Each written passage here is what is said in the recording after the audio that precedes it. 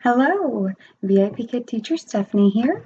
I made a video previously on my number one tip to receive bookings, to increase your bookings, which if you haven't watched and you're looking to get booked with VIPKID, feel free to look at my other videos, it's in there. But today I wanted to do a video on keeping those bookings, rebookings specifically, building a base of regular students. I talk about this all of the time with potential applicants, with my referrals, and as long as you have a strong base of regulars, you will never have any scheduling issues or booking difficulties. Chinese New Year just passed and I stayed 100% booked. I went on vacation to restaurants, to hotels, to Thailand, to Sanya. I went to a lot of different places, grandmother's house, grandfather's house, lots of bad internet for my kids. But I went all over the place with them and it was a lot of fun. And I stayed 100% booked with 99% of my same students that I usually teach. I don't have a large number of students that I've taught, so you don't need to meet every student in China to stay fully booked. I've taught for a year with VIPKID, and I've taught, I think we're going on like 2,500 classes now, and I've only taught about 400 students, a little less than, I think. Most of those 400 are my regular students now. Some I see every single week, some I only see maybe once or twice a month. They share me with a few other teachers. But there are students that I'm still teaching now. I don't have too many that have slipped between the cracks that I've met and I haven't retaught, hardly any. So it's very, very important to keep those kids coming back for more. So how do you do that? And you're celebrating, yay, I'm booked. You know, I've got 4 new kids on my schedule for tomorrow. I'm so excited. You know, the booking frenzy worked for me. But how do you keep those kids booking the next week? There are a lot of important things to consider, but the number one, I think, in my opinion, is to build rapport with your students. I can speak from experience when I say this. My 2 children, my 2 oldest children, I have 4, both take Lingo Bus lessons, which is VIPKID's sister company that offers Mandarin for students. I have a video on that too, if you want to watch it. But they have 2 regular teachers that I almost always consistently book. We have 1 backup teacher for my daughter that we book on occasion when we can't book her first regular teacher. My son's teacher is always available, so that's one important thing to consider. I didn't write that one down, but I have a consistent schedule that helps a lot. I can always book her. I can always find her for the times and days that we need. She was available when we first met her at that time, and she's just been there ever since. We do adjust, by a few hours if we need to, but she just consistently teaches about the same schedule every week. So that's great. But my daughter's teacher, sometimes we can't find, she has a little more of a sporadic schedule. So I book the backup teacher when I can. We love the backup teacher. She's very sweet. She's a good teacher. Her instruction is almost as good as our regular teachers. I wouldn't say it's right on par, but it's right below. But the one thing that always saddens me when my kids have class is at the beginning, she says, hello, or, she says, ni hao, ni jiao shen mamingza, what is your name? And my daughter will, say her name, and then boom, let's go to the lesson. Let's get started. And at the end, it's the same thing. Say, Jen, time to go. And she's gone. So there's not a lot of, how are you? Or, look at this new prop that I got. Isn't it funny? Or I have a new reward for you. You're going to love it. With minimal incidental language, you can do this. I always ask my students, and if you watched my interview videos or my mock class videos, I always ask my students the 3 main questions that VIPKID suggests. I always say, hello, I'm teacher Stephanie. What is your name? I don't say this to regular students. I literally say it one time and we don't keep doing it. If it's one of my low beginner students, in the beginner classes, we practice within the lesson, what is your name? So I do not ask them what their name is every class. I know your name. I know who you are. I'll say, hello, Jessica. How are you? Well, I won't say that. First, I'll say, hello, Jessica. I'll wait for her to say hello back. Then I'll say, how are you? Are you happy? And I like to teach them other greetings. So most of the kids learn I'm fine from our lessons, and most of them know it previously, I think from some of the preview videos they watched. So I teach them different greetings. Are you happy? I'm so excited. Oh, are you sad? And I ask them, why? Did you do something fun today? Now, that's not really with my level 2-1 students, but if they're in level 2, 7, 8, or above, I ask them what they did that day. Some of them stare at me. I didn't learn that in the preview video. I show them examples. Did you go to school? They know yes and no. Most of them will at least tell you yes or no. Then I'll teach them. I went to school. And I'll teach them that phrase. The next time I ask them what they did that day, as long as it's not a weekend, they'll tell me they went to school. If it's a weekend, I can easily teach them, I did not go to school today. And I'll teach them that phrase. As, they get comfortable with that one, I'll teach them more. Did you? Did you eat dinner? Yes. Once you teach them, I ate dinner today, and I always teach the past tense, they'll say I eat dinner a lot. Then you can start teaching them about what they ate. Did you eat noodles? And I'll pop up a picture of noodles. I use Manicam. Did you eat rice? And I'll pop up my little panda eating some rice. If it's, I don't teach in the mornings, but if we're talking about breakfast, did you eat pancakes? Just different things like that. I'll start teaching them about different foods, so we can discuss dinner. The older students, even better, some of them nearly fluent in English. Usually it's, some grammatical errors and they need to build their vocabulary. But they're nearly fluent in English. They love to tell you about their day. Even the ones that start quiet at first, if you keep probing and just asking, those open-ended questions, they'll start telling you more and more. And I say I spend at least 2 minutes, sometimes 3 minutes doing this at the beginning of the class. That includes introducing my reward as well. And your reward can build rapport too. I play a lot of games with my kids. I remember if it's their turn or my turn, I always leave it in the teacher to teacher feedback, game reward, my turn, game reward, Sarah's return. Sarah's turn. But so I keep our fun games going throughout our lessons. You better come back for another class or you're not going to finish your game.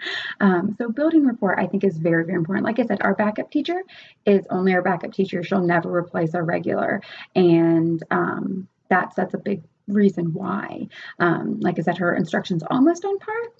It's not quite on par, but it almost is. And it's that rapport building. And the reason my son's regular teacher doesn't get replaced by my daughter's regular teacher, who I love, is because she does the exact same thing with him, even more so because he's a bit older. So that's something that is integrated into every lesson, and not just at the beginning, but throughout as well. I relate things to their own life. Do you have a chair in your room? What color is it? Have them show you their things. I think a lot of teachers suggest that, some people do that within their lessons, but at the beginning, I think open-ended questions about their lives are very important too. And the parents like it as well. The parents are rebooking you. That's important to consider. The kids, most of the time are rebooking you. They're saying, yeah, I like teacher Stephanie. But mom and dad are saying, well, I don't know how that class went. I'm not going to book it. So you really want to impress the parents, because it doesn't matter who my kid's like on Lingo Bus. If I don't think that it was a good lesson, I'm like, well, we're never going to meet them again. Sorry.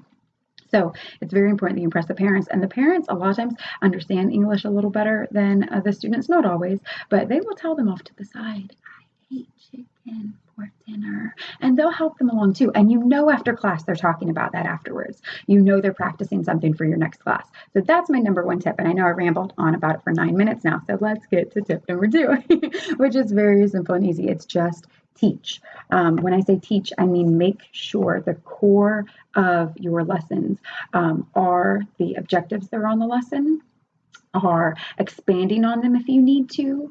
And the core of your lesson is that learning instruction, that it's not just a show. I know that's very important to be animated and keep students engaged throughout VIPKID lessons. You're, on the other side of a computer. They're, bound to get bored if they listen to someone ramble for 9 minutes.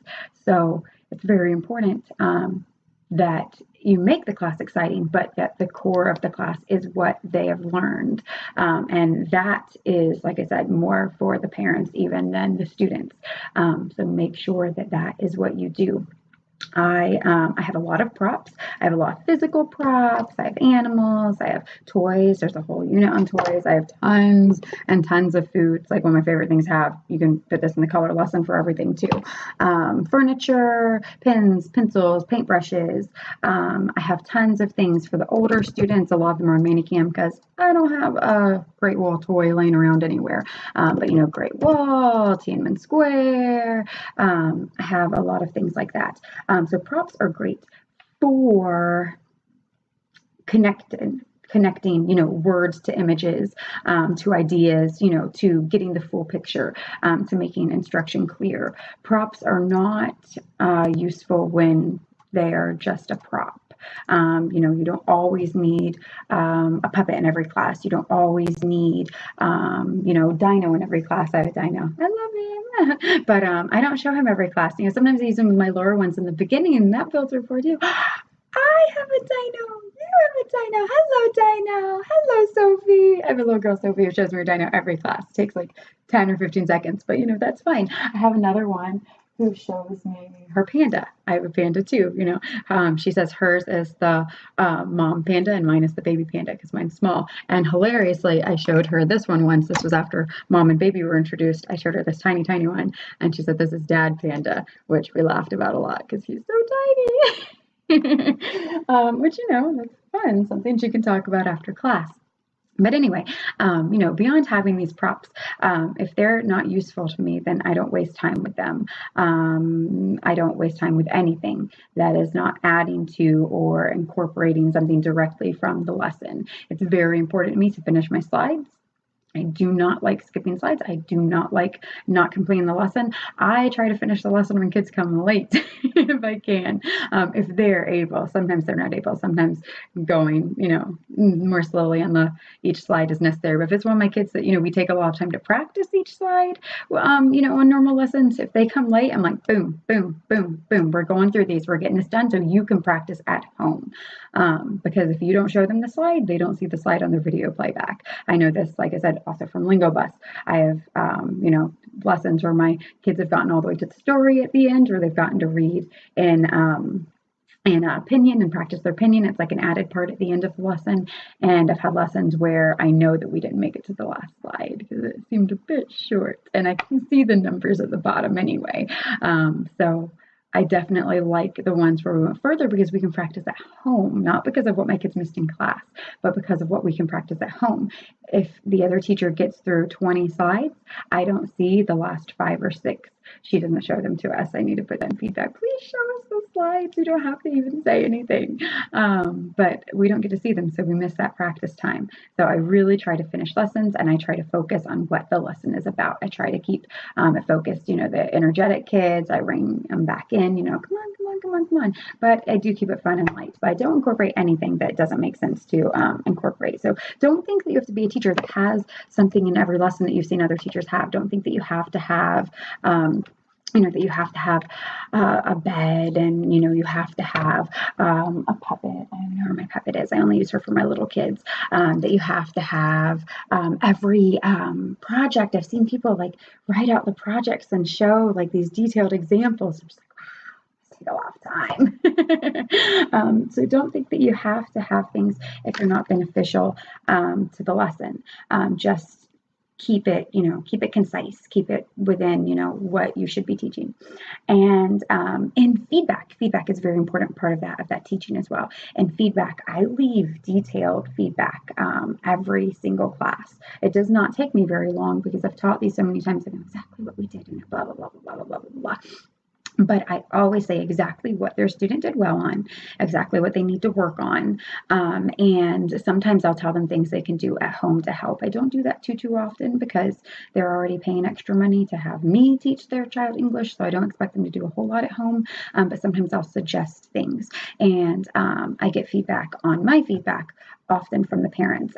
Sometimes the parents watch, often they don't. Often they like to read the feedback and know, okay, these are the vocabulary words. These are the 2 that she didn't understand very well that we need to focus on. And here's a few sentences that she can practice at home. And I'll say, like if we are on the vehicles unit, Gia told me she travels to school by car. That's wonderful. Have her practice different phrases. I travel by bus to the museum. I travel by taxi to the hotel. Just different ways to expand. If they did well in every sentence within the unit, then they can practice and expand at home. They don't need to practice the exact same sentence if they already nailed it. So that's very important too. And I'm going to wrap it up now because we're like past 15 minutes. I cannot make those cute 3-minute videos some people make. Mine are always long. But number 3, really and truly and honestly, number 3 is love. Like, I know that's really cheesy and corny, but I love my students. And if I don't make a connection right away, I love those kids that I do. But if I don't make a connection right away, then I keep working at it. Because a lot of times, I've had people say that they don't enjoy the older students because they're a little stoic and a little stiff, but you've just got to give it time. Those older students will love you as much as your little babies will love you if they're not as open about it. But I had a class a while ago. You can't see when the kids are drawing on the screen before class starts. Once you enter, you can see. And one of my oldest girls, I think she's about 14, I went back in to leave some feedback or something. I saw the playback, and she was drawing little hearts and love and all over. And I knew she loved me. I did, but she wasn't a little kid. She wasn't drawing me hearts all the time during class. She was very focused, very rigid, wanted to get her lesson down, wanted to repeat those words 3 times that she didn't know, So I had never seen her do something like that before, and it was so sweet. I have a few kids that tell me that they love me. I don't have a ton of them. I don't say, I love you so much. I don't tell my kids I love them, but they know that I love them. I remember what they tell me. That same girl, she took her English test, I think it was like January is when they had their testing. She took, oh no, I think it was like November. I don't know. She took a big English test. It was a few months ago. But she was telling me, I think I'm going to get 100. I'm really excited. I think I'm going to do well. And I told her, I said, I know that you will, and I told her after class, I left in feedback to the parent, different things she could practice for this test, not for VIPKID, for this test. Mom had typed to me one time during class and was telling me about it, and asked me if I had any suggestions. So I did. I gave them some. She told me, like, I asked every single class I had her. I teach her like 4 or 5 times a week. Every single class. See, you get like 20 regulars that take 4 or 5 classes a week, and boom, you're done. You're good. So you don't need a ton of regulars. I have a lot, but you don't need them. I get maybe 1 new kid on my schedule every week out of 70 classes. Maybe 1 new kid. So you just need, some good regulars. But anyway, I'm sorry. I asked her like every single time, how'd you do? She's like, they haven't told me yet. It's a few more days. They haven't posted it. So, okay, tell me as soon as you know. So one of our classes, she told me, she had typed in before I came in, I got an A on my test. So when I came in, I said, you got an A. I said, was it a 100? A 100 is important. An A is okay. She needs a 100. So I asked, I said, was it 100? She's like, I don't know yet. They only told us, who had an A, who had a B, who had a C. I said, okay, well, tell me when it's 100. So I asked her for like another week, was it 100? Was it 100? Finally, in one of my parent feedbacks I received before I even had class, her mom told me that she had received a 100 and that they were excited and thankful.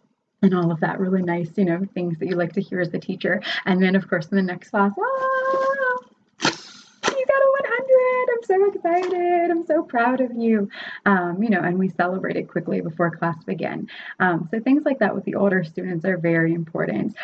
Things with the little students, they'll tell you they're going on vacation. Parents will tell you, ask them how their trip was. Did you fly on a plane? Yes. Did you go on a train? Did you go to the beach? Show them pictures of your family. I live in Florida, and I love to point that out. I'm like, yeah, I live in Florida. I have Disney World, and I have the beach, and I show pictures of my kids at the beach. So they like to get to know us too. That helps build rapport as well, and helps show them that you love them and you want them to be involved in your life. But anyway, so I know, those might be cliche tips, but it really does make a difference. I see that, like I said, with my Kids Lingo Bus on the other side as a parent, and it will keep regular students for you. All you need is regular students. You don't need to meet 5,000 students. I haven't met 2,000 students yet. Haven't met 1,000 students yet, or 500. So you don't need a lot of students. You need students that you love, that love you, that appreciate your teaching, parents that know that your lessons are going to be the best for their child and the most beneficial and the most bang for their buck. That's what I look for as a parent. And you want, you want high quality instruction. So I think if you do those every class and you nail it, you leave thinking that was a great lesson. I really, I corrected that pronunciation. I got those full sentences out of them. I had them doing TPR. Then you will be very successful and you'll have no issues. Once you do get those bookings coming in, you'll keep them coming in. Priority booking, always have your schedule set out at least 2 weeks. I have 90% of my schedule filled every week with priority booking for the following week before booking eve occurs. So it's very important to have those days open and available, and I think that you'll be very successful as a VIPKID teacher. Everyone can be. There's no secret. Everyone says there's a secret and this algorithm, and maybe for getting a booking there is, but for having a student come back and continuing to rebook you, there's no secret. I mean, if there was, then the secret's out. That's all there is to it. So good luck to you. Happy bookings. Lots of, booking dust your way, all that good stuff that the teachers say. And I wish you lots of success with VIPKID. Thank you for watching. Goodbye. Oops, I did not exit. Goodbye.